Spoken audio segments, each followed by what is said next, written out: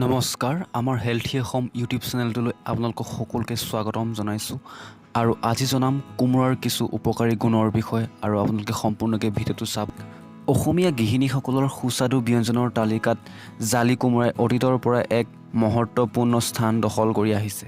কোমোৰাৰে বনোৱা ঘাইকৈ উত্তৰ ভাৰতৰ আগ্ৰা চহৰত উপলব্ধ পেঠা নামৰ মিঠাই সোৱাদ হয়তো আপোনালোকে বহুতে লৈছে।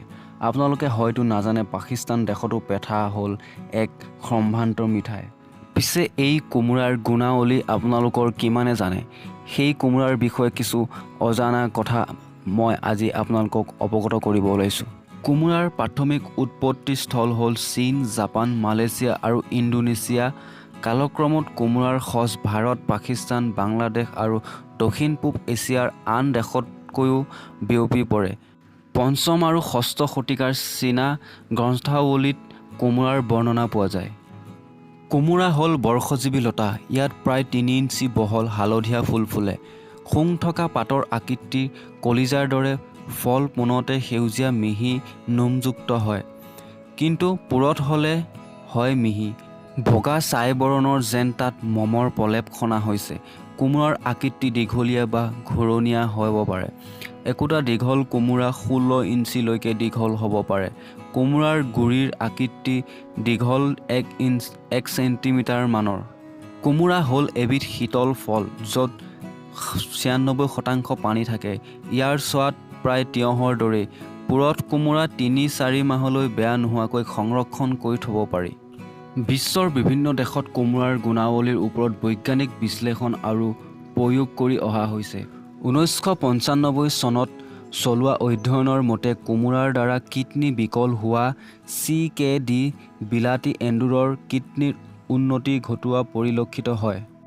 জিয়াংছু জাৰ্নেল অফ এগ্ৰিকালচাৰ ছায়েন্স 2000 চনত কৰা পৰীক্ষাৰ মতে মৰফিনৰ নিচাশক্তিৰ চিকিৎসাত কোমোৰা ফলপ্ৰসূ আৰু বিলাতী এন্দুৰৰ পাকস্থলীত ঘাঁহ শুকোৱা গুণ কোমোৰাত দেখা গ'ল। 2001 চনৰ জাৰ্নেল অফ এন্থ্ৰোফাৰ্মাক'লজিত প্ৰকাশিত তথ্য ডায়েবেটিছৰ চিকিৎসাৰ বাবে কোমোৰা উপকাৰী, কিয়নো বিলাতী এন্দুৰৰ তেজত গ্লুক'জৰ পৰিমাণ কমাই ইনচুলিনৰ সক্ৰিয়তা বৃদ্ধি কৰে আৰু উপকাৰী কলেষ্ট্ৰলৰ পৰিমাণ হ্ৰাস কৰে। 2003 চনৰ কোৰিয়ান জাৰ্নেল অফ নিউট্ৰিচনত প্ৰকাশিত তথ্য 2003 চনত প্ৰকাশিত তথ্য মতে বিলাতী এন্দুৰৰ মানসিক উদাসীনতা ডিপ্ৰেছন কোমোৰাৰ ভক্ষণে আঁতৰ কৰে। ইণ্ডিয়ান জাৰ্নেল অফ ফাৰ্মাক'লজিৰ প্ৰকাশিত তথ্য অনুসৰি 2005 চনত প্ৰকাশ হোৱা তথ্য মতে কোমোৰাৰ এণ্টি-ডায়েৰিয়েল গুণ প্ৰকাশিত হৈছে। ইণ্ডিয়ান জাৰ্নেল অফ ফাৰ্মাক'লজিত প্ৰকাশিত বিলাতী এন্দুৰত পৰীক্ষা কৰি দেখা গ'ল কোমোৰাৰ প্ৰয়োগে টিউমাৰৰ তেজ প্ৰবাহৰ বাধা দিয়ে, যাৰ ফলত কৰ্কট ৰোগৰ বৃদ্ধি বাধা প্ৰদান কৰে। 2005 চনৰ জাৰ্নেল অফ এন্থ্ৰোফাৰ্মাক'লজিত প্ৰকাশিত কৰা মতে কোমোৰাত এণ্টি-ইনফ্লেমেটৰী আৰু বিষনাশক গুণ দেখা গৈছে। ইণ্টাৰনেশ্যনেল জাৰ্নেল অফ ফাৰ্মাক'লজিত 2010 চনত প্ৰকাশিত তথ্য। এতিয়া ভাৰতবৰ্ষৰ প্ৰখ্যাত আয়ুৰ্বেদসকলে কোমোৰাৰ প্ৰয়োগৰ বিষয়ে একমুখে কি পৰামৰ্শ আগবঢ়াইছে সেয়া জানো আহক। প্ৰথমতে কোৱা হৈছে নানাবিধ প্ৰাক প্ৰণালীৰ বিকাশ শৰীৰৰ কিডনী, লিভাৰ, হৃদযন্ত্ৰ আদি ভালে ৰাখিবলৈ নিয়মীয়াকৈ কোমোৰাৰ ৰস পান কৰা উচিত আৰু ডায়েবেটিছ নিয়ন্ত্ৰণৰ বাবে কোমোৰাৰ ৰসৰ সৈতে বেলপাতৰ ৰস মিহলাই খালে ইয়াৰ পৰা পৰিত্ৰাণ পাব পাৰি। ৰক্তহীনতা আঁতৰোৱাত কোমোৰাৰ ৰসৰ সৈতে নৰসিংহ পাতৰ ৰস মিহলাই খালে সেই মিশ্ৰণে হৰবেন টনিকৰ দৰে ক্ৰিয়া কৰে। থাইৰয়ডৰ বিকাৰ আঁতৰ কৰিবলৈও কোমোৰাৰ ৰসৰ সৈতে ধনিয়া পাতৰ ৰস মিহলাই খাব লাগে। পচলাৰ ৰস আৰু কোমোৰাৰ ৰসৰ মিশ্ৰণ বসন্ত ৰোগীৰ বাবে সহায়কাৰী। এতিয়া এইখিনিতে এটা কথা, কোমোৰাৰ ৰস কেনেকৈ উলিয়াব আৰু কেনেকৈ খাব। কোমোৰাৰ বাকলি আৰু গুটি অংশ কাটি আঁতৰাই ল'ব। কোমোৰাৰ যিমানে বেছি পুৰঠ হয় ৰস সিমানে বেছি স্বাদিষ্ট হয়। প্ৰায় 150 গ্ৰাম কোমোৰাৰ পৰা এগিলাচ ৰস ওলায়।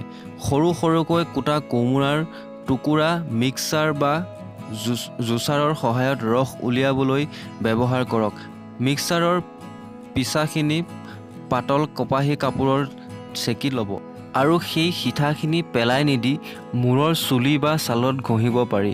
উফি, শহু, ব্ৰণ আদি আঁতৰ কৰাত সহায়ক হ'ব। কোমোৰাৰ ৰসত নিমখ, মছলা, নেমু আদি নিমিহলাব।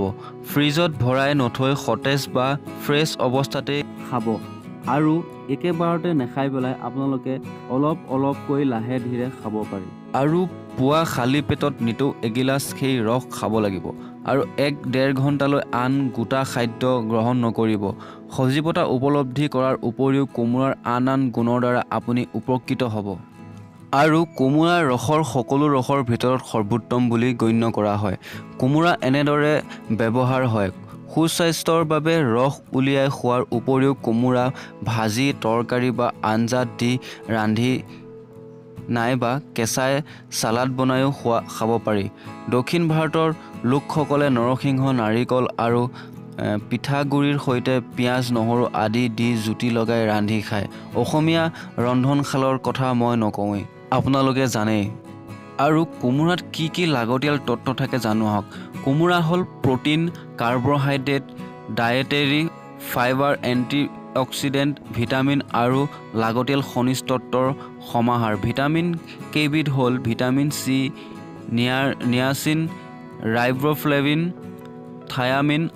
আৰু খনিজ কেইবিধ হ'ল মেগনেছিয়াম, মেংগানিজ, আইৰণ, জিংক আৰু ফছফৰাছ। ইয়াৰ পৰা পানীৰ পৰিমাণ হ'ল 96%।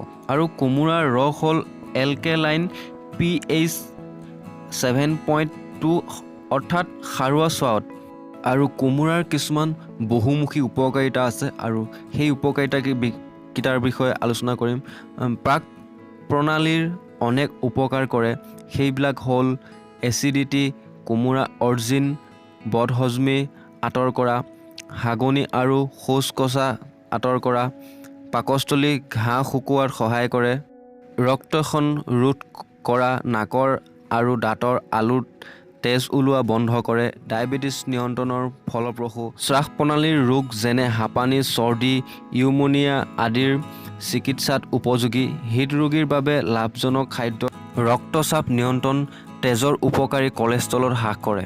আৰু মেদবহুলতাত কোমোৰা আৰু শকত লোকৰ ওজন হ্ৰাস কৰাত সহায় কৰে।